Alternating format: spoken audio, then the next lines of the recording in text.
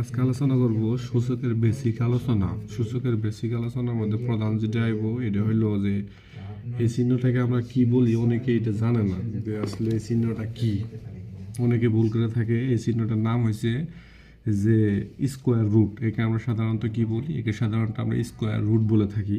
এটা আবার বিভিন্ন নিয়ম আছে। যদি এটা এবারে অনেক সূচকের অঙ্ক আসে, মানে এই চিহ্নটা যদি এইভাবে না থাকিয়া এটা থাকলো এরকম, এটা রুট থাকলো, এখানে এন থাকলো, হ্যাঁ, ভিতরে সংখ্যা থাকতে পারে, সমস্যা নাই। এই রুটটা এবার এরকম থাকলে এই রুটটা পরিবর্তন হয়ে কি হবো?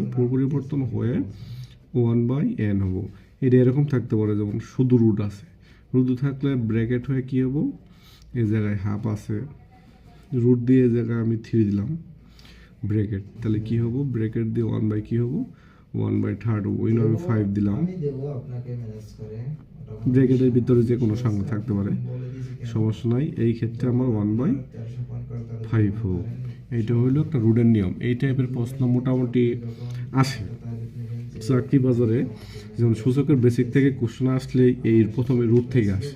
তারপর আর একটা নিয়ম আছে। তাহলে এটা যদি এখন আমরা সমাধান করি, এটার সমাধান করলে কি? এটা সমাধান করলে হবে আমাদের এইটা যা আছে তার কোনো পরিবর্তন হবে না। a⁴m থাকবো, এটা যায় কি হবো? এটা যায় 1/n হবো।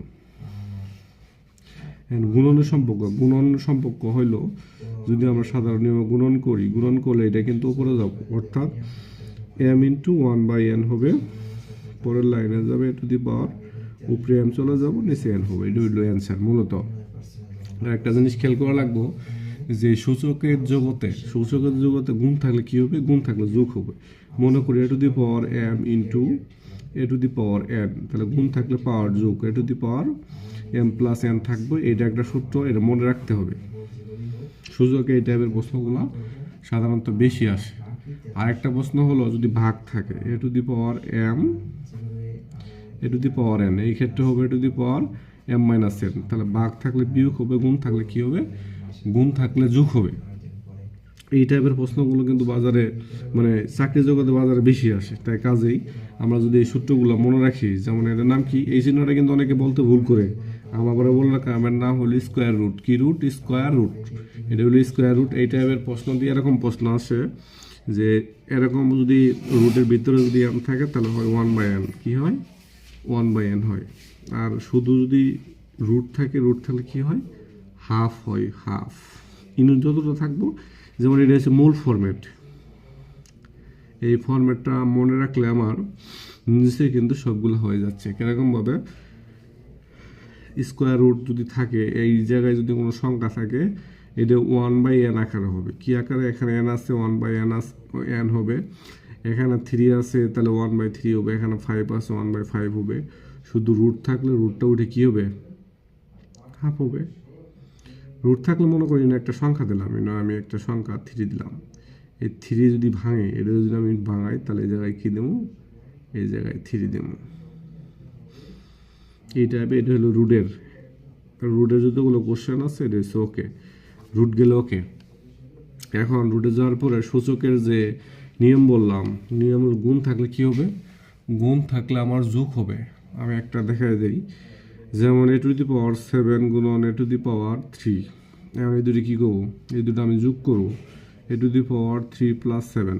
আর এটা হলো a⁴7, এটাই বুঝালাম, a⁴3। এই ক্ষেত্রে ভাগ থাকলে বিয়োগ, a⁴7 - 3, a⁴4। এভাবে কিন্তু এটা গুণের কাজ, আর এটা হলো ভাগের কাজ। এইভাবে আমরা কি করতে পারি? লগ সূচকের সমাধান করতে পারি। প্রত্যেক এটা ধরে নাও চাকরির জগতে BCS থেকে শুরু করে যে কোনো চাকরি পরীক্ষায় এই লগ সূচক থেকে একটা অথবা দুইটা প্রশ্ন থাকে, 1 অথবা 2। বেশিরভাগ ক্ষেত্রে একটা থাকে, না হয় বেশি থাকলে দুইটা প্রশ্ন দেয়। এই সূচকের আমরা অল্প অপ্রস্তুতি নিয়ে এই চোখ মেলালেই 9-10-এর যে বই আছে, 9-10-এর গণিত যে বই আছে, ওই বই থেকে যদি লগ সূচকের অঙ্কগুলো করা হয়, তে কি পিলি বলো আর কি লিখিতেই বলো, এই সূচক জগতে, বেসিক জগতের সূচক জগতের অঙ্ক কেউ আটকাতে পারবো না। 9-10 নবম দশম শ্রেণীর মূল বইটার লগ সূচক কেউ পড়লে এই সূচকে কেউ কী হবো না, সমস্যা হবো না। এই টাইপগুলোতে সূত্রগুলো আমরা মনে রাখি। এই যে একটা সূত্র, এই যে গুণের একটা, ভাগের একটা, আর এই যে রুট, স্কোয়ার রুটের যে সম্পর্ক আলোচনা করলাম, এই সম্পর্ক করলেই বেশিরভাগ এই এখান থেকে আসবো, এখান থেকে এটা বেশি আসে, এটাও আসে। এই তিনটে ফর্মেট জানা থাকলে মোটামুটি এই ফর্মেট অনেকগুলো অঙ্ক আসে লগ সূচকের।